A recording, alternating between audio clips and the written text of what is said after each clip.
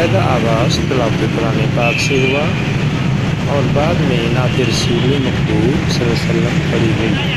Stage secretary پرائز doctor Ahmed Ali نے سرگرم کیے۔ اس تقریب کے مہمان خصوصی سینیٹر اعجاز چودھری تھے، جنہوں نے اپنی دست مبارک سے دیکھا۔ اس تقریب میں اس علاقہ کی بہت اہم شخصیات ڈاکٹر احمد علی، میاں شاہد ریاض، عمران گجر، زاہد خان، حمزہ جٹ، وقار، رانا سلیم پریس والے، رانا عاقب اور رانا عمیر نے شرکت کی۔ اس تقریب کے آخر میں پاکستان کی سلامتی اور امن کے لیے دعا بھی کی گئی۔